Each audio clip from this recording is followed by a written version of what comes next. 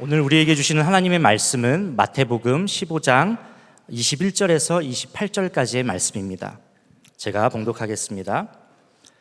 예수께서 거기서 나가사 두로와 시돈 지방으로 들어가시니 가나안 여자 하나가 그 지경에서 나와서 소리질러 이르되 주 다윗의 자손이여 나를 불쌍히 여기소서 내 딸이 흉악하게 귀신 들렸나이다 하되 예수는 한 말씀도 대답하지 아니하시니 제자들이 와서 청하여 말하되 그 여자가 우리 뒤에서 소리를 지르오니 그를 보내소서. 예수께서 대답하여 이르시되 나는 이스라엘 집에 잃어버린 양 외에는 다른 데로 보내심을 받지 아니하였노라 하시니 여자가 와서 예수께 절하며 이르되 주여 저를 도우소서. 대답하여 이르시되 자녀의 떡을 취하여 개들에게 던짐이 마땅하지 아니하니라. 여자가 이르되 주여 올소이다마는 개들도 제 주인의 상에서 떨어지는 부스러기를 먹나이다 하니 이에 예수께서 대답하여 이르시되 여자여 내 믿음이 크도다 내 소원대로 되리라 하시니 그때부터 그의 딸이 나으니라. 저는 오늘 여러분들께 한 바보 엄마, 울보 엄마의 이야기를 들려드리려고 합니다. 무지하고 무능력하고 대책이 없었던 한 엄마가 하나님밖에 붙잡을 것이 없어서 하나님께 묻고 물었을 때 하나님께서 친히 깨닫게 해주신 메시지들, 그리고 때로는 저에게 부어주시면서 가슴 벅찰듯이 전해라고 부어주신 메시지들을 여러분과 함께 나누고자 합니다. 먼저 제가 어떤 삶을 살고 있는지 가족 사진을 통해서 좀 보여드리려고 하는데, 말로만 6남매 하는 것보다 저기 요즘 가장 최근에 찍은 사진으로 가져왔는데, 저는 사진에 보시다시피 8살, 9살, 10살, 12살, 14살, 16살, 아들 5, 딸 1명, 6남매를 키우고 있는 엄마입니다. 이러면 박수가 조금 나와야 되잖아요. 네, 감사합니다. 제가 이렇게 아이들 덕분에 박수를 받고 다닙니다. 아무튼 저는 이렇게 6남매를 키우고 있는 엄마인데요. 그 사진을 보시면서 혹시 마음속에 이런 질문이 생기셨을 것 같아요. 저 엄마는 어떻게 해서 저렇게 애를 6명이나 낳았을까? 궁금하시죠? 네, 이 정도 소리면은 말씀 안 드리고 싶은데 궁금하시죠? 네, 아주 궁금하신 것 같아서 제가 간략하게 잠깐 말씀드릴게요. 저는 26살 때 총신대 신대원 2학년이었던 전도사님과 결혼을 했고요. 27부터 낳기 시작했어요. 27부터 낳기 시작했는데 결혼한 지 한 달 만에 첫째가 생기고, 그렇게 또 울며 불며 키우고 있는데 첫째가 또 18개월 때 둘째를 주시고, 지금 생각해보면 너무 감사한데 하나님이 그렇게 첫째 둘째를 연달아 그렇게 주셨어요. 근데 셋째부터는 저에게 감동을 주시고 그런 사연이 있게 하셨어요. 그건 뭐냐면, 제가 첫째 둘째를 기간에 보내지 않고 홈스쿨로 집에서 양육하고 있었는데, 제가 갔던 그 홈스쿨 모임에서 늦둥이를 키우고 계시는 것 같은 사모님들이 계셨어요. 늦둥이인가 보다 생각했었는데 나중에 알고 보니까 제 가슴으로 품어서 입양해서 키우고 있는 아이들이었습니다. 저는 입양이라는 단어는 알았지만 실제로 그렇게 키우고 있는 삶을 처음 봤기 때문에 어떤 생각이 들었냐면, 저렇게 내 배로 낳지 않고 가슴으로 품어서도 부모가 될 수 있구나, 저렇게도 아이를 키울 수 있구나 하는 생각이 들었습니다. 근데 하나님께서 그 현실, 그 삶을 보게 하신 이후로 제가 기도하려고 눈을 감으면 저에게 이런 감동을 주시는 거예요. 그건 뭐냐면, 태어났는데 돌봐줄 부모가 없어서 슬퍼하고 있는 그 아이의, 그 고아의 눈물과 아픔과 그런 마음들을 제게 계속해서 부어주셨어요. 한두 번도 아니고 계속해서 눈을 감고 기도를 하려고 하면 그 장면을 보여주시고 그 마음을 부어주시는 거예요. 그래서 저는 하나님께 어떤 말씀을 들었냐면, 하나님, 그러면 제가 한번 해볼게요. 이렇게 해가지고 제가 잘 할 수 있을지, 뭐가 뭔지는 잘 모르겠지만 제가 한번 해볼게요. 그렇게 또 남편한테 얘기하니까 남편이 또 오케이를 해주더라고요. 해보자고. 그렇게 해서 이제 셋째를 가슴으로 품게 되었고, 그렇게 이제 3명의 남자아이를 또 울면서 중리사니하면서 이제 키우고 있는데, 어느 날부턴가 남편이 이제 교회 사역을 마치고 집에 돌아오면 저에게 한 편의 설교를 계속해서 반복적으로 늘어놓는 거예요. 그건 뭐냐면 한 존재에 대한 설교였어요. 저한테 이러는 거예요. 여보, 한번 잘 생각해봐. 한 남자와 한 여자가 만나서 결혼을 해서 가정을 이루어서 할 수 있는 가장 위대한 일이 뭔 것 같아? 뭔데요? 그건 바로 한 존재를 이 땅에 있게 하는 것보다 이것보다 더 위대한 일은 없어. 이러면서 한 존재에 대한 이야기를 계속해서 설교하는 거예요. 지금 3명도 지금 겨우 키우고 있는데 무슨 한 존재냐면서 콧방귀를 꼈어요. 그런데 그때 또 때마침 우리 하나님은 그때 때마침 이런 분이잖아요. 그때 때마침 또 제가 하고 있는 그 큐티 본문이 또 창세기부터 시작인 거예요. 창세기를 읽고 있는데 우리가 다 알고 있잖아요. 생육하고 번성하고 땅에 충만한 그 말씀 알고 있잖아요. 아는 말씀이지. 그냥 우리 쉽게 지나가려고 했는데 성령님께서 그 말씀을 계속 보게 하시는 거예요. 근데 제가 놀라웠던 건 뭐냐면 하나님이 사람을 창조하시고 복을 주시면서 처음으로 하신 메시지가 너 생육하고 번성해, 땅에 충만해, 이 말씀을 하시는 거예요. 제가 잘 모르는 게 많은 사람이지만 하나님이 사람을 창조하시고 처음으로 하신 메시지에는 하나님의 좀 마음이 있구나, 간절한 그 계획과 사람을 향한 그 하나님의 마음이 있구나, 이것을 저는 깨닫게 됐어요. 그것을 깨닫고 그것이 느껴지는 순간 저도 생육해서 더 생육하고 번성하는 모습을 보여드리고 싶은 마음이 또 생겨나는 거예요. 그래서 남편한테 나도 이제 깨달았다고 그랬더니 남편이 또 엄청 좋아하는 거예요. 그러면서 또 하나님께서도 기쁘셨는지 넷째를 선물로 주셔서 임신을 하게 되었습니다. 그렇게 이제 넷째 임신을 하고 입덧을 꽥꽥하고 있는데 남편이 어느 날 또 흥분된 표정으로 막 집에 들어왔더라고요. 그러면서 여보, 오늘 내가 운전을 하는데 하나님이 어떤 감동을 주셨는지 알아? 이러는 거예요. 뭔데요? 그랬더니 지금 당신 뱃속에 애가 있잖아. 예. 근데 우리가 또 한 명을 데려와서 쌍둥이처럼 같이 키워버리는 거야. 선교 나가기 전에. 이러는 거예요. 근데 지금 인고 이거 위에 큰 애들도 어린 애도 있는데 또 무슨 데리고 오냐고, 그게 그렇게 되냐고 하면서 그만 말하라고 막 길을 틀어 막았어요. 다 들었는데. 그래가지고 남편이 제가 막 뭐 길길이 날뛰니까 안 된다고, 도저히 말이 안 된다고 하니까 어느 정도껏 해야 되지, 말이 안 된다고 그랬더니 남편이 한번 기도해 달라고 하는 거예요. 그 말 제일 무섭고 싫잖아요. 알았어요. 그렇게 했는데 기도하러 갔어요. 근데 알았다고 했는데 안 하고 또 거짓말을 할 수 없잖아요. 기도가 아니라 하나님한테 하소연을 했어요. 하나님, 우리 남편 좀 보세요. 지금 3명 있고 지금 배에 있는데 또 데려와서 같이 키우자는데 이게 말이 되냐고. 하나님, 우리 남편 왜 이래요? 하나님, 우리 남편 왜 이래요? 하나님 좀 말려주세요. 그렇게 하나님 앞에 하소연하기 시작했어요. 근데 하나님은 우리 남편과 한 팀인가 봐요. 원팀. 그래가지고 제가 그렇게 기도하고 있는데 저에게 또 성령님이 마음을 막 부어주시는데 이번에는 그 여자아이에 대한, 그 넷째도 아들이었거든요. 그래서 아들 넷이었는데 이번에는 딸아이에 대한 그런 마음을 부어주시는 거예요. 딸아이인데 태어났는데 돌봐줄 부모가 없어서 눈물 짓는 그 딸아이에 대한 하나님의 그 눈물과 마음을 계속 부어주시는 거예요. 여러분, 저는 잘 모르겠어요. 대책도 없고 잘 하지도 못하지만 성령님이 제게 감동을 주실 때 들어드리고 싶은 마음이 또 막 일어나는 거예요. 마음이 사르륵 녹아요. 잘하지도 못하면서 대책도 없으면서. 그래가지고 제가 하나님 또 될 수 있을지 모르겠지만, 이렇게 해서 다 키워낼 수 있을지 모르겠지만 제가 한번 해볼게요. 그리고 제가 너무 감격에 겨워서 하나님께 제 몸을 드린다고 했어요. 하나님, 제 젊음과 제 몸을 하나님께 드릴게요. 이 손으로 아이의 머리에 손을 얹고 기도해 줄게요. 그리고 씻기고 입힐게요. 그리고 제 등도 하나님께 드릴게요. 이 아이 업어서 잘 키워 드릴게요. 그렇게 하나님 앞에 눈물로 고백했습니다.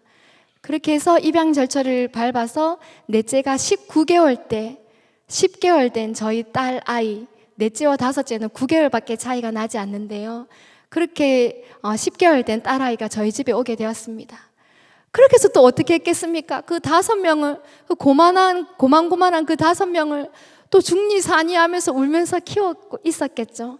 그렇게 키우고 있는데 또 그때 제 마음에 어떤 감동이 들었냐면, 예수님이 내 삶의 주인이시다. 예수님이 내 삶의 주인이시다. 내가 내 마음대로 내 생각대로 인생을 사는 것이 아니라 예수님이 나의 주인 되어 주셔서 예수님이 원하시는 삶을 사는 것에 대한 뜨거운 마음이 또 일어났어요. 그래가지고 그 예수님께 뭐 또 자꾸 해드리고 싶은 거예요. 뭘 드릴 건 없으면서 자꾸 해드리고 싶은 마음이 일어나서, 주님, 제가 뭘 해드리길 원하세요? 제가 어떻게 살기를 원하세요? 계속 여쭤봤어요. 그랬더니 주님 오심을 앞당길 일꾼이 탄생되기를 원한다는 그런 마음을 주셨어요. 그리고 마리아가 또 생각났어요. 또 처녀의 몸으로 그렇게 임신을 한다는 것은 돌에 맞아 죽을 각오를 한 엄청난 순종이잖아요. 그런데 주의 말씀대로 되어지기를 원한다고 고백했던 마리아처럼, 주님, 제 몸을 쓰세요. 제 몸을 통해서 주님 오심 앞당길 일꾼이 탄생되기를 원합니다. 그런 고백을 주님께 눈물로 올려드렸고, 하나님께서 제게 또 잉태케 해주시는 복을 주셔서 그 6째가 임신 3개월 때 저희는 말레이시아로 선교를 나가게 되었습니다.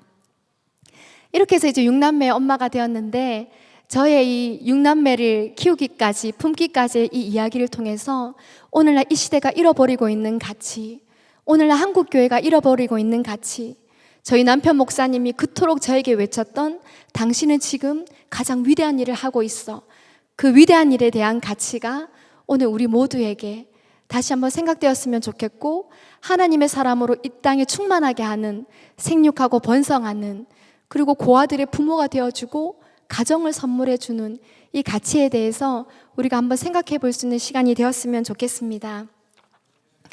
오늘 여러분께 처음으로 드리고 싶은 메시지는 물음의 영성인데요. 제가 아이들이 일어나기 전에 말씀을 묵상하고 있었어요. 제가 읽어야 될 말씀이 사무엘하 5장이었는데, 다윗의 영성은 묻는 영성이잖아요. 그날도 다윗이 블레셋 전투를 올라갈까요 말까요 이렇게 하나님 앞에 묻는 그런 내용이었어요. 근데 그 내용을 계속해서 읽어가다 보니까 성령님께서 어떤 구절에 눈이 가게 하셨냐면, 여쭈니 이르시되, 사무엘 5장 23절에 보니 다윗이 여호와께 여쭈니 이르시되 하는데, 여쭈니 이르시되라는 이 아주 단순한 이 구절이 제 눈에 계속해서 들어오는 거예요. 그러면서 여쭈니 이르시되, 아주 단순한 영적인 진리, 묻는 자에게 하나님이 대답하신다, 하나님께 엽주는 자에게 하나님이 말씀하신다, 이 아주 단순한 영적인 진리가 눈에 떠지게 되었어요. 그러면서 하나님의 아픈 마음이 제게 부어졌어요. 오늘날 우리는 어떤 시대를 살고 있습니까? 모르는 것이 있으며 검색창에 검색을 해서 원하는 결과를 도출하고, 자녀 양육에 대한 부분도 검색을 통해서 우리가 결과를 얻고, 요즘 젊은 세대가 그런 삶을 살고 있잖아요. 그 일에 대한 하나님의 아픈 마음이 제게 부어졌어요. 이 아이에 대한 완벽하고 선한 계획이 바로 나에게 있는데 왜 나에게 묻지 않느냐? 나에게 물어야 내가 대답을 할 텐데, 나에게 물어야 내가 말해줄 텐데, 그런 마음을 부어주셨어요. 그러면서 제 모습이 생각났어요. 제가 27살에 엄마가 되고 난 이후에 저희 첫째가 영아선통이 심했어요. 아무리 달래도 달래지지 않는 아이를 붙잡고 27살이었던 젊은 엄마는 육아에 대한 자신감을 모두 잃어버리게 되었습니다. 그래서 아이가 울면 우유를 줄까? 기저귀를 갈아줄까? 이렇게 해야 되는데, 저는 아이가 울면 어떻게 될지 몰라서 손을 벌벌 떠는 그런 바보 엄마였습니다. 그런데 저는 그런 바보 엄마의 모습인데, 아이는 계속해서 커가잖아요. 아이가 돌이 지났을 때 점점 이런 모습으로 아이를 키울 수가 없겠더라고요. 근데 이 사람은 이렇게 키워라, 저 사람은 저렇게 키워라, 이 책은 이렇게, 저 책은 저렇게, 저에게 그렇게 말을 해주었지만 저는 그런 거 말고 하나님이 제게 뭐라고 말씀하시는지 그 음성을 듣고 싶었어요. 그래서 어느 금요 철야 예배 때, 하나님, 저 도저히 이런 모습으로 이제 아이를 키울 수가 없어요. 하나님, 이 아이를 어떻게 키워야 됩니까? 하나님, 어떻게 키워야 됩니까? 주님, 제게 말씀해 주세요. 그렇게 하나님 앞에 울부짖으면서 기도했습니다. 한참을 울면서 그렇게 기도하고 있는데 주님의 그 따뜻한 음성이 제게 들려왔습니다. 사랑하는 내 딸아, 말씀으로 키워다오. 사랑하는 내 딸아, 말씀으로 키워다오. 그러면서 제가 그 당시에는 정확하게는 알지 못했지만 어렴풋이 알고 있었던 디모데후서 3장 16절부터 17절의 말씀이 생각났습니다. 모든 성경은 하나님의 감동으로 된 것으로 교훈과 책망과 바르게 함과 의로 교육하기에 유익하니 이는 하나님의 사람으로 온전하게 하며 모든 선한 일을 행할 능력을 갖추게 하려 함이라. 아멘. 이 말씀을 던져주시는데 제 마음이 기뻤어요. 왜냐하면 하나님께서 제게 뭔가를 대답해 주셨다는 그 사실 자체만으로도 너무 기뻤고, 이 아이가 하나님의 사람으로 온전해질 수 있다면, 모든 선한 일을 행할 능력을 갖출 수만 있다면 하나님, 전 그것으로 충분해요. 그것으로 충분해요 하는 그런 고백이 나왔습니다. 그 이후로 집에 와서 말씀 자녀 양육을 알아보다가 고 여운학 장로님이 세우신 상공산 비전 성경 암송학교를 알게 되었고, 거기서 윤희계 가정을 수료해서 말씀으로 자녀를 키우는 것에, 특별히 말씀 암송으로 자녀를 키우는 것에 눈을 뜰 수 있게 되었습니다. 저는 오늘 여러분들께 이런 메시지를 드리고 싶습니다. 모든 부모님들께 성경적 자녀 양육의 시작은 하나님께 묻는 것이다. 혹시 여러분들이 부모로서 아직 한 번도 주님 앞에 진지하게 여쭤보지 않으셨다면, 주님, 제가 부모인데 이 아이를 어떻게 키워드리기를 원하십니까? 제가 부모로서 무엇을 해드리기를 원하십니까? 하나님 앞에 묻는 오늘 밤이 되었으면 좋겠습니다. 그리고 우리가 가정부흥이라는 주제로 이렇게 강의를 듣고 말씀을 듣고 기도를 하는데, 저는 가정부흥의 시작도 하나님께 엽주는 것이라고 생각합니다. 하나님, 우리 가정의 소망은 무엇입니까? 하나님, 우리 가정이 회복되기 위해서 우리에게 무엇이 필요합니까? 지금 우리 가정에게 무엇을 원하십니까? 그렇게 하나님 앞에 묻는, 하나님의 답을 듣는 오늘 밤이 되었으면 좋겠습니다. 하나님께서 제게 그렇게 말씀으로 키워다오 하신 이후에 제가 아무리 바보 엄마지만 다른 것은 못 해드려도 말씀으로 키우는 것은 해드려야지 하고 생각했는데, 제가 그 전도사님 남편과 결혼해서 사모긴 했지만 제가 믿지 않는 가정에서 자라보다 보니까 말씀을 잘 몰랐어요. 이렇게 뜨거움은 있어도 말씀을 많이 읽지 못했고 성경 지식이 많이 없었습니다. 그런 제게 주님께서 말씀으로 키워달라 하시니까 처음에는 좀 놀라웠어요. 근데 우리 성령님은 항상 지혜를 주시잖아요. 그래, 네가 말씀을 잘 모르지만 함께 할 수는 있지 않니? 그런 마음을 주시는 거예요. 그러고 보니까 너도 모르고 나도 모르고 하지만 함께 하는 거는 할 수 있겠더라고요. 그래서 이제 첫째가 엄마 이렇게 말을 하기 시작하면서부터 암송을 같이 하고, 그 위에 아이들도 말이 시작하면 같이 암송하고, 같이 유아용 큐티로 큐티도 해보고, 글자를 읽으면 같이 성경도 읽어가보고, 그렇게 지금까지 10수년 동안 같이 하고 있는데요. 이렇게 그날도 제가 아이들을 이제 말씀을 암송한다고, 특히 막둥이들은 3살, 4살, 5살 이런 애들은 엄마가 다 입으로 전해줘야 한 절이라도 말씀을 암송할 수 있잖아요. 그래서 이제 하는데 너무 에너지가 많이 드는 거예요. 한 1시간 정도. 그래서 제가 이렇게까지 해야 될까 하는 생각이 들었어요. 근데 주님이 그 생각을 어떻게 하시고, 또 마침 그때 큐티를 하고 성경을 묵상하고 있는데, 모세의 마지막 고별 설교 부분인데 신명기 32장 46절에서 47절 말씀이 보게 하셨어요. 우리 다 같이 한번 읽어볼게요. 그들에게 시작.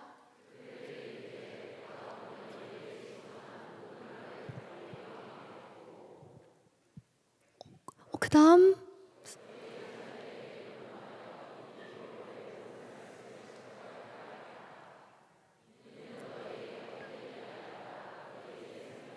네, 아멘. 여기까지 할게요. 그러면서 미나야, 사랑하는 내 딸아, 힘을 내라. 이건 너에게 헛된 일이 아니라 사람이 죽고 사는 것과 같은 생명 같은 일이다. 힘을 내라. 이런 마음을 주시는 거예요. 그러면서 또 하나님의 그 답답하고 아픈 마음을 제게 부어주셨어요. 오늘날 이 시대의 많은 부모들이 자녀들에게 말씀을 지켜 가르치고 행하게 하는 이것들에 사람이 죽고 사는 것 같은 생명과도 같은 일로 여기지 않고 헛된 일로 여기는 이 세대를 향해서 하나님의 아픈 마음을 부어주시면서 아무도 저를 모를 그 무명의 때에 내가 널 세울 거야. 이 시대를 향해서 자녀들에게 말씀을 가르치고 행하게 하는 것을 헛된 일로 여기는 세대를 향해서 너 목소리 높여서 외쳐라. 내가 내 자녀들에게 왜 지식과 죄와 명철을 부어지지 않겠느냐.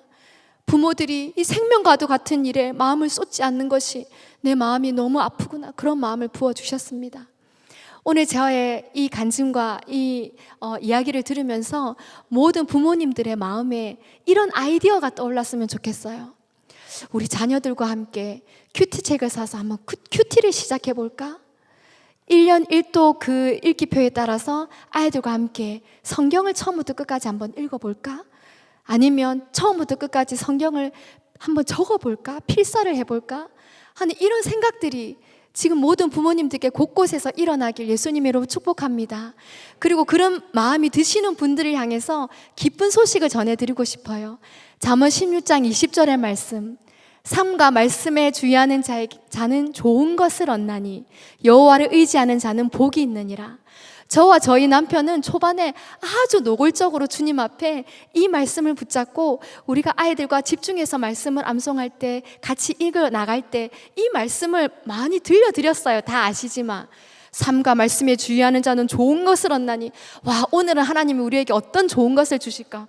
죄송해요. 침이 계속 튀네요. 죄송해요. 어떤 좋은 것을 주실까? 그러면서 막 하나님 보면서 노골적으로 막 이렇게 기대하는 거예요. 그러면 생각지도 못하게 외식 상품권도 당첨되고 뭐 좋은 일들이 많았어요. 하나님은 좋은 게 많으시니까 오늘 이런 함께 말씀을 하는 것들에 결단하고 지금 생각들이 일어나는 모든 부모님들께 좋은 것을 주시는 하나님을 기대하고, 제가 강의를 마치고 저는 말레이시아로 돌아가겠지만 여러분들 곳곳 가운데 내가 자녀들과 말씀을 펼쳐드는 일들을 시작했더니 우리 가정에 하나님이 이런 좋은 일을 주셨다, 간증하는 목소리들이 넘쳐나길 예수님으로 축복합니다. 그리고 저는 지금 이제 말레이시아에서 6남매를 아이들을 학교에 보내지 않고 대신 집에서 홈스쿨로 양육하고 있습니다. 1대6이라는 숫자는 결코 쉽지는 않은 것 같아요. 그래서 제가 좀 힘에 부치고 버겁고 그럴 때가 좀 많았던 것 같아요. 그날도 좀 많이 힘들었는데 저희 가족이 이제 매일마다 말씀을 묵상하고 묵상 노트를 쓰고 있는데 거기에 이제 감사 제목을 쓰는 칸이 있었어요.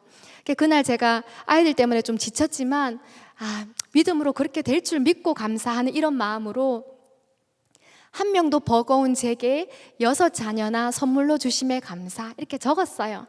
적고 그날 이제 가정 예배 때 저희는 둘러가면서 그렇게 나눔을 하는데 제가 이 감사 제목을 나누었어요. 나누었더니 아이들 중에 한 명이 이러는 거예요. 어머니, 진짜 저희를 선물로 생각하시냐고 반문하는 거예요. 제가 너무 깜짝 놀랐어요. 그래서 그럼 선물이 아니고 뭐냐 하고 물었더니 다시 되물었더니 또 다른 아이가 이런 말을 하는 거예요.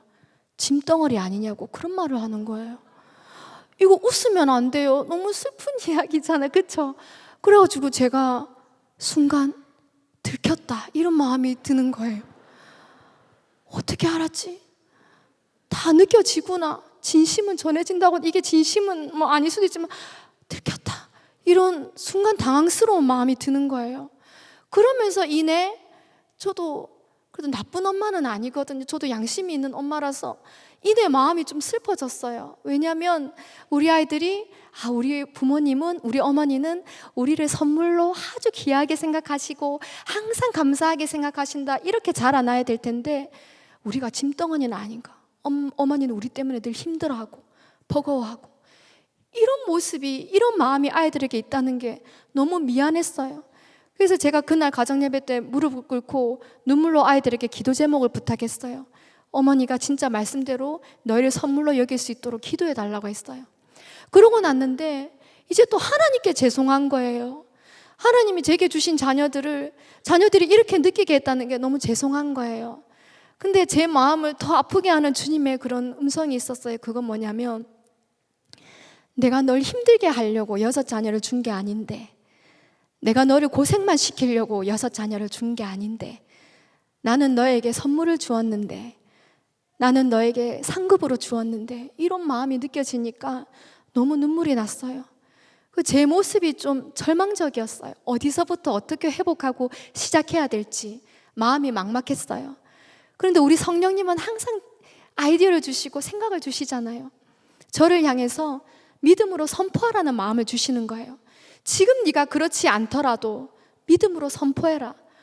그래서 제가 두 주먹을 불끈 쥐고 이렇게 외쳤어요. 나는 세상에서 가장 행복한 엄마다. 하나님이 나에게, 부족한 나에게 6명의 선물을 주셨다. 하나님이 나에게 6명의 상급을 주셨다. 그렇게 외쳤어요. 사단이 저를 향해서 정죄하는 것 같았어요. 거짓말. 누리지 못하면서. 그래도 계속 외쳤어요. 그랬더니 그 하나님의, 그 성령님의 역사는 놀라운 것 같아요. 제가 미처 보지 못했던 우리 아이들에게 숨겨진 그 사랑스럽고 아이들과 함께하는 시간 속에서만 누릴 수 있는 그런 귀한 것들이 있잖아요. 근데 제가 보지 못했던 그런 것들을 보게 하시는 거예요. 그러면서 오늘 이 자리에 있는 부모님들 중에 어떤 자녀들은 부모님의 바람대로 바르게 예쁘게 잘 자라주는 자녀를 둔 부모님도 계실 거고, 어떤 부모님은 뭔가 마음이 아픈 자녀를 키우면서 한숨 짓고 힘들고 버티는 이런 시간들을 보내는 부모님들도 있으실 것 같아요. 그런데 하나님의 말씀은 이런 상황에서나 저런 상황에서나 어느 누구에나 동일하게 보편적으로 진리라는 걸 깨달았으면 좋겠습니다. 어떤 상황이 있든지에 상관없이 보라, 자식들은 여호와의 기업이요 태의 열매는 그의 상급이로다. 그래서 제가 그 이후에도 지치고 힘들 때가 왜 없었겠습니까? 근데 제가 옛날과 다르게 하는 행동이 생겼어요. 그건 뭐냐면, 힘들어서 고개를 푹 숙이면서도 그래도 보라, 자식들은 여호와의 기업이요 태의 열매는 그의 상급이로다. 한 번 해가지고 안 되면 그래도 보라, 자식들은 여호와의 기업이요 태의 열매는 그의 상급이로다. 상급 이러고 있으면 참 웃기잖아요. 그런데 말씀에는 능력이 있잖아요. 그러고 나면 씩 웃을 수 있는 여유를 주시더라고요. 하나님을 향해서 하나님 땡큐, 상급 오케이 뭐 이렇게 할 수 있는 여유를 주시더라고요. 얼마 전에 남편하고 하나님한테 이런 말을 했잖아요. 하나님, 사실 저 좀 행복해요. 제가 이래도 되는지 모르겠지만 저 좀 행복해요. 이렇게 기도 때 고백했었는데, 오늘 동일하게 태의 열매는 그의 상급이로다. 여러분들에게 주신 자녀가 상급이다, 선물이다. 이 말씀을 붙들려고 하는 자에게 사람들이 보기에 아유, 저 자녀가 무슨 선물이야. 고생만 시키고 힘들게만 하는데 저런 자녀가 무슨 선물이야. 아무리 그럴지라도, 그럼에도 불구하고 하나님은 나에게 선물로 주셨다. 이 말씀을 붙잡고 이 말씀으로 해석하려고 하는 부모님들에게 영안을 열어주셔서 그 속썩이고 그 힘들게 하는 자녀가 왜 선물인지 그것을 보게 하시고 깨닫게 하시는 성령의 역사가 있길 예수님으로 축복합니다. 제가 지금까지 6남매를 키워오면서 힘들었던 적은 많았던 것 같아요. 눈물 흘렸던 적도 많았던 것 같은데, 그 중에서 아무래도 부모이다 보니까 아이들이 아플 때, 특별히 저희 둘째가 말더듬이 심했을 때 어머니 물 주세요 이렇게 말을 심하게 더듬고, 어느 날은 말을 꺼내지도 조차 못하겠다고 자지러지면서 울 때, 그때 좀 많이 제가 울었던 것 같고, 그 다음에 넷째가 음성 틱틱 장애가 시작되었을 때 처음에는 눈을 깜빡깜빡 하더라고요. 그 다음에는 소리를 내더니 또 시간이 지나니까 하는 소리를 분 단위로 계속해서 하루 종일 내는 거예요. 특별히 그 넷째의 그 틱 장애 때는 제가 새벽과 밤 최소 2시간 이상 기도하지 않으면 일상을 살아내기가 참 힘들었습니다. 그렇게 기도해야 그 아이에게 그래도 미소를 지어질 수 있고 평안한 가운데 일상을 살아낼 수 있는 그런 시간이었는데, 어느 날 아이가 하루 종일 소리를 내다 보니까 밤이 되니까 목이 너무 아프다고 울면서 잠이 들었어요. 그래서 그 아이를 보면서 마음이 너무 찢어져서 그 아이가 잠들고 하나님 앞에 와서 기도했을 때, 하나님, 나 너무 마음이 아파요. 그 소리를 제가 대신 내줄 수도 없고, 그리고 못 내게 해줄 수도 없고, 나는 그런 능력도 없고, 이걸 어떻게 고치면 되는지도 모르겠고, 하나님, 나 너무 마음이 아파요. 하나님, 나 너무 힘들어요. 그렇게 기도했었는데, 그렇게 한참 울면서 기도하는데 하나님이 이런 마음을 주셨어요. 너는 내 아들 하나 때문에도 그렇게 마음이 아프지? 나는 이 온 땅에 신음하고 아파하는 많은 자녀들로 인해서, 그리고 그 자녀들 인해 통곡하는 부모들의 그 울음소리로 나는 마음이 너무 아프다. 그런 마음을 주시는 거예요. 그래서 제가 그 하나님의 마음이 느껴지니까 저도 엉엉 울었어요. 아, 하나님, 맞아요, 맞아요, 맞아요. 그러면서 엉엉 우는데 하나님께서 생각나게 해주시는 당신의 마음을 담은 찬양이 있었어요. 누가 내게 부르짖어 저들을 구원케 할까? 누가 나를 위해 가서 나의 사랑을 전할까? 나는 이제 보기 원하네. 나의 자녀들 살아나는 그날 기쁜 찬송 소리 하늘에 웃음소리 온 땅 가득한 그날. 이 찬양을 부르고 또 부르고 한참을 불렀습니다. 그러면서 그 이후에 하나님께서 제가 말해야 되는 자로 세우시고, 강의 후에 저를 붙잡고 엉엉 울었던 엄마, 그리고 전화 통화를 통해서 하염없이 울었던 엄마들, 그리고 메일을 통해서 여러 가지 다양한 아픔으로 제게 메일을 보내왔던 엄마들, 저는 잊을 수가 없습니다. 그리고 하나님이 제게 깨닫게 해주신 것은 아픔은 능력이다. 아픔은 능력이다. 왜 아픔이 능력입니까? 내가 울었던 거, 내가 힘들었던 거, 내가 아팠던 거, 그것이 우리에게 능력이 된대요. 왜냐하면 그렇게 울어본 자만이, 그렇게 아파본 자만이 낼 수 있는, 그에게서만 나올 수 있는 그런 능력이 있다는 거예요.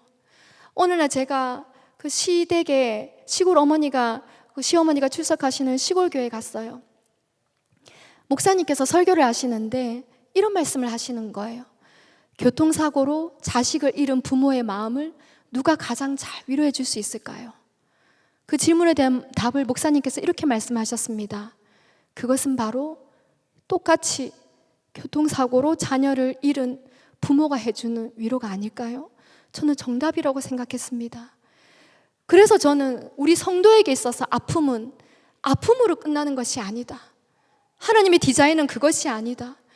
우리 아픔을 통해서 우리가 많은 사람에게가 아니더라도 딱 한 사람에게라도 가장 강력한 위로를 해줄 수 있다면 그것은 성도로서의 큰 축복이 아닐까 하는 생각을 했습니다.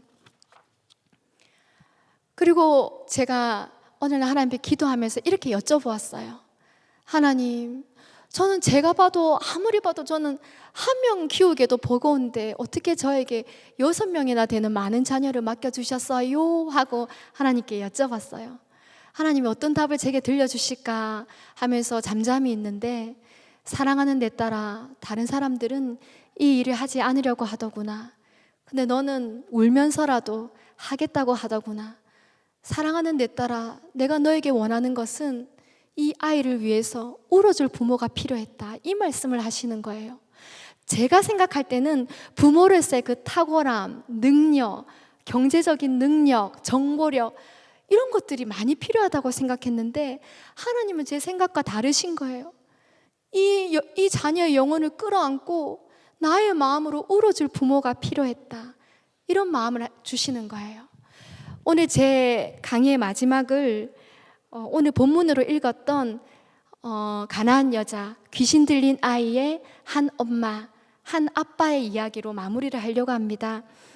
저희가 그 본문을 읽었는데요. 마태복음 15장 22절 한 절만 다시 한번 읽어보겠습니다. 시작.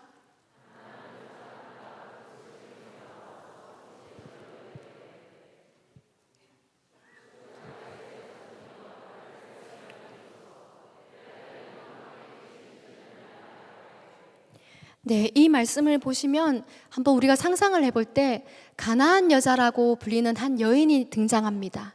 한 여인이 자기가 그 지경에서, 자기가 살던 그 지역에서 나와서 예수님에 대한 소문을 듣고 예수님을 향해서 나와서 이렇게 부르짖는 거예요. 주 다윗의 자손이여 나를 불쌍히 여기소서. 내 딸이 흉악하게 귀신 들렸나이다. 여기서 소리 질러 이르되 할 때 소리 지르다, 이 단어는 크라조라는 헬라어를 사용하고 있습니다. 이 단어는 본래 까마귀의 깍깍 우는, 까마귀의 우는 소리에서 유래된 의성어, 소리를 묘사하는 단어로서 거의 알아들을 수 없는 짐승의 울부짖는 소리, 큰 소리로 악을 쓰는 그 소리를 상징합니다. 근데 지금 이 여자가 부르짖는 소리 지르는데 이 단어를 사용하고 있는 거예요. 그리고 미완료 능동태로서, 능동태 아주 적극적으로 미완료, 우리가 이 본문을 읽으면 예수님께 한 번 외친 것으로 볼 수 있잖아요. 그런데 이 정확한 단어를 보면 아니, 미완료된 채 계속해서, 한 번이 아니라 계속해서 주 다윗의 자손이여 나를 불쌍히 여기소서. 내 딸이 흉악하게 귀신 들렸나이다. 주 다윗의 자손이여 나를 불쌍히 여기소서. 내 딸이 흉악하게 귀신 들렸나이다. 계속해서 마치 짐승의 소리와 같이, 까마귀의 울음소리 같이 이 소리를 계속해서 내는 장면인 거예요. 근데 저는 이번에 이 말씀을 준비하면서 이 엄마를 계속해서 상상해 보았어요. 설거지를 할 때나 누워서 쉬고 있을 때나 이 엄마의 그 심정, 지금 이 엄마가 느꼈을 그 심정과 이 엄마의 모습을 막 상상해 보았어요. 계속해서 묵상해보고 그려보니까 어느 날 제가 새벽에 기도하는데 마치 제가 2000년 전 이 당시로 가서 그 사건 속으로 들어가서 이 엄마를 바라보고 있는 것 같은 느낌이 들었어요. 저만치 해서 이 엄마를 보고 있는 것 같았어요. 주 다윗의 자손이여 나를 불쌍히 여기소서. 내 딸이 흉악하게 귀신 들렸나이다. 정말 미친 여자처럼 짐승 같은 소리로 외치고 있는 이 엄마의 모습을 보고 있는데 너무 눈물이 나고 너무 마음이 아팠어요. 그러면서 제 모습이 생각났어요. 저는 아이들에게 문제가 생길 때마다 늘 대책이 없는 거예요. 왜 이렇게 무능력한지 모르겠어요. 그래서 제가 할 수 있는 것이라고는 하나님 앞에 나가서 기도하는 것밖에 없었어요. 그래서 어느 날도 이제 아픈 아이를 위해서 기도하고 있는데, 여러분, 눈물을 많이 흘리면 뭐가 나오지요? 콧물도 나오잖아요. 눈물을 너무 많이 흘리다 보니까 콧물도 줄줄 나오는 거예요. 근데 제가 그때 제 마음이 얼마나 간절했는지, 하나님 도와주세요, 하나님은 하실 수 있잖아요 하는데 침을 흘리면서, 눈물 콧물에 침까지 흘리면서 기도하는 제 모습을 제가 제 자신을 보았습니다. 그때 저는 너무 놀랐어요. 어떻게 이런 모습으로까지 기도하나. 근데 한편으로는 그런 슬픈 마음이 있었지만 한편으로는 감사했어요. 제가 주님을 따르고 섬기는 성도로 살면서 내 자신이 아닌, 비록 자녀이지만 다른 영혼을 향해서 눈물 콧물 침까지 흘리면서 기도할 수 있다는 거, 이거 너무 감사한 일이구나 하는 고백이 나왔습니다. 그리고 저희 큰아이들이 몇 번이나 저에게 그런 말을 했는데요. 제가 안식년으로 한국에 있을 때도, 그 전에 저희 목사님이 부교육자 사역할 때도 어머니 울음소리가, 교회에서 어머니 울음소리가 제일 커요, 이런 말을 몇 번이나 했어요. 근데 그 뉘앙스가, 어머니가 그렇게 큰 소리로 울면서 기도하시니 우리는 어머니가 너무 자랑스럽습니다, 이런 뉘앙스가 아니었어요. 알 것 같았어요. 큰아이들이니까 좀 부끄러울 것 같았어요. 맞죠? 엄마가 막 한마는 여자처럼 막 그렇게 울면서 기도하는 모습이 여간에서는 자랑 좀 그렇잖아요. 이해했어요. 그래서 제가 아무 말은 안 했지만 속에서는 이렇게 외치고 있었어요. 그것이 이 어미가 너희들을 키울 수 있는 유일한 방법이었다. 내가 아는 확실한 방법이었다. 가장 빠르고 가장 확실한 방법이어서 나는 그렇게 했다. 다른 방법이 내게 없었고 무지하고 무능력한 엄마지만 그것이 내가 너희들을 해줄 수 있는 최선이었고 유일한 방법이어서 그런 모습으로 하나님께 매어 달렸고 지금까지 너희들을 키워왔다. 너희들도 앞으로 인생을 살다가 어렵고 힘들 때가 있으면 이 어미를 기억해라. 처참한 모습으로 절박하게 기도했던 이 어미를 꼭 기억하고 너희도 주님 앞에 나와서 울부짖어라. 그러면 산다. 그러면 소망이 있다. 이것을 아이들이 깨닫게 될 날이 곧 왔으면 좋겠습니다. 근데 다시 가나안 여자 그 한 엄마로 다시 우리가 돌아가서 이 엄마에게 딸을 빨리 고쳐야 된다는 그 절박함, 그 간절함 때문에 그래 짐승 같은 소리, 까마귀가 우는 소리로 예수님을 향해서 계속해서 그렇게 소리를 외쳤을까요? 저는 계속 묵상해 보니까 그것만이 아닌 것 같았어요. 이 엄마에게는 믿음이 있었던 거예요. 예수님에 대한 소문을 듣고, 누가복음에 보면 예수에 대한 소문을 듣고 나와서 이런 부분이 있는데, 예수님이 귀신 들린 자를 다 고치신다, 그런 예수님에 대한 소문을 들었을 때 어떤 사람은 그냥 지나쳤을 거예요. 그런데 이 여자에게는 그 소문을 듣고 믿음이 생긴 거예요. 예수님은 우리 자녀를 고치실 수 있구나. 이분은 정말 고칠 수 있는 분이구나. 이분만이 고칠 수 있겠구나. 그러면 이분한테 매달려야지. 그런 마음으로 그렇게 크라주의 소리로 예수님 앞에 계속해서 소리 지를 수 있었다고 생각합니다. 근데 저는 예수님의 반응이 좀 그랬어요. 자녀들의 떡을 취하여 개들에게 던지기 마땅하지 아니하다. 근데 이 여인에게는 그런 믿음이 있었던가요? 이분은 우리 자녀를 고치시는 유일한 분. 그렇기 때문에 개들도 자녀들의 상에서 떨어지는 부스러기를 먹나이다. 이런 여유로운 지혜로운 답을 할 수 있지 않았을까 생각을 해봅니다. 오늘날 우리는 말씀의 홍수 시대를 살고 있습니다. 너무나 많은 예수님에 대한 소문을 듣고 있습니다. 하지만 우리에게 문제는 이 가난한 여자와 같은 믿음이 우리에게 생겨나지 않는다는 것이 문제가 아닐까요? 오늘 밤 성령께서 우리에게 역사해 주셔서 이 가나안 여인에게 예수에 대한 소문이 들렸을 때 크라주의 소리로 주님 앞에 외칠 수 있었던 그 믿음이 오늘 이 밤 우리에게 부어지길 예수님으로 축복합니다. 그리고 마태복음 15장 28절에 보시면 같이 한번 읽어볼게요. 이 이야기의 결론을 한번 같이 읽어보겠습니다. 이해부터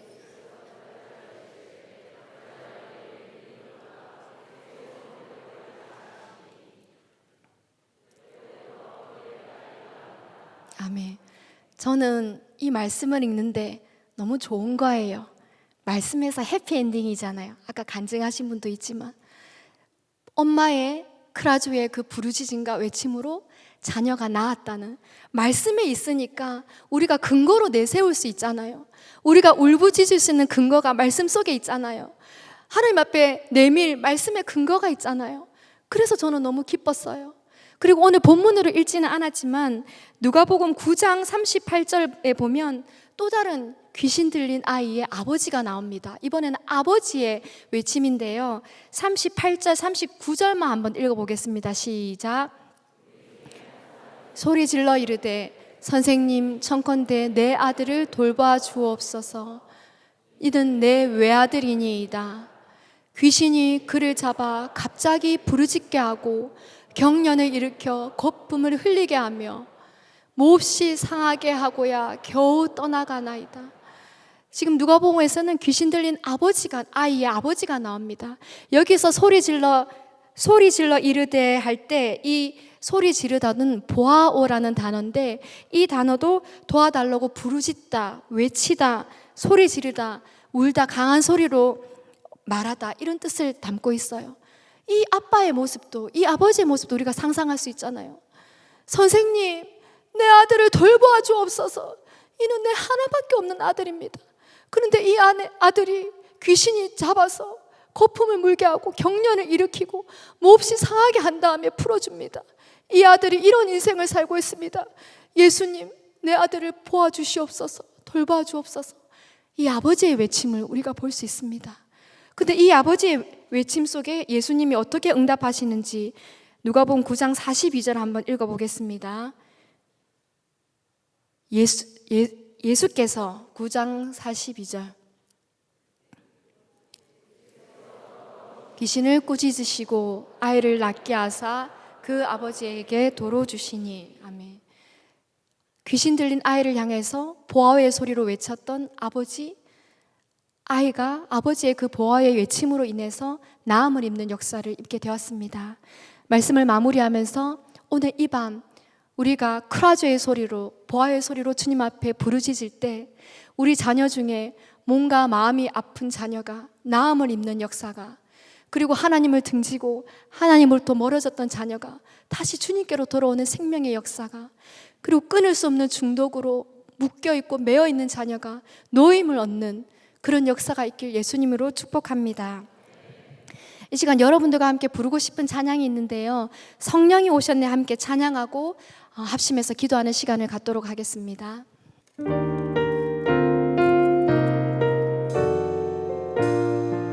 허무한 시절 지날 때, 허무한 시절 지날 때, 깊은 한숨 내쉴 때, 그런 풍경 보시며 단식하는 분이 있네.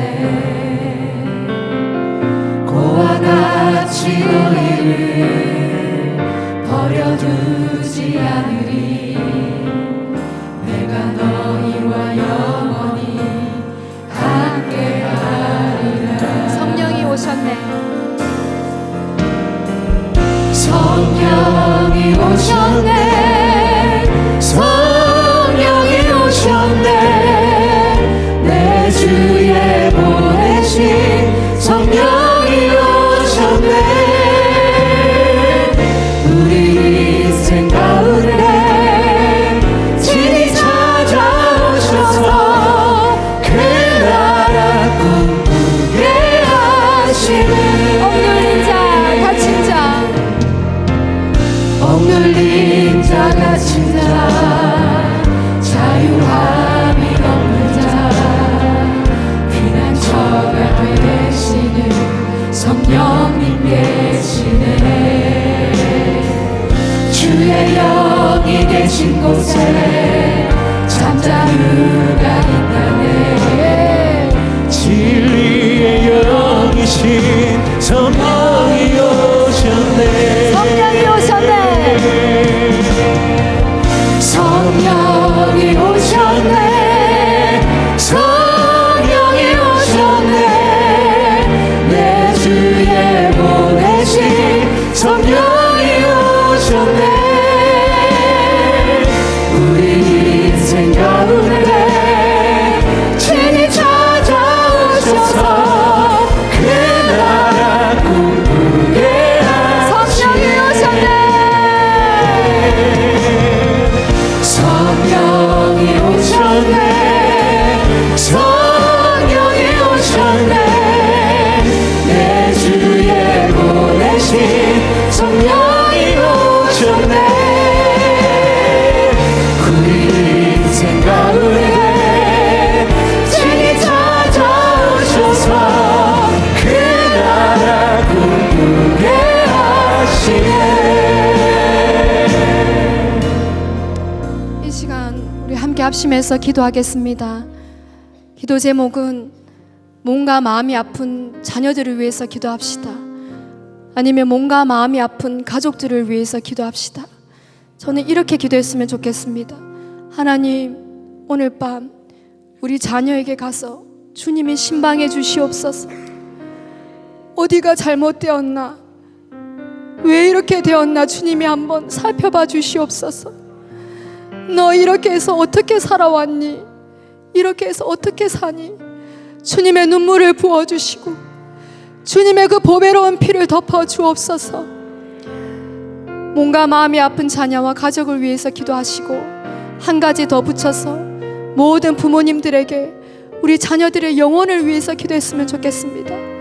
좋은 직장, 좋은 대학, 세상에 좋은 것보다 정말 우리의 자녀가 예수님을 믿는 믿음이 있는지, 구원받을 만한 믿음이 있는지, 이 아이의 영적인 상태를 보게 하시고 구원받을 만한 믿음을 주시고 구원해 달라고 이 시간 주여 한번 부르고 합심해서 기도하겠습니다. 주여! 주여!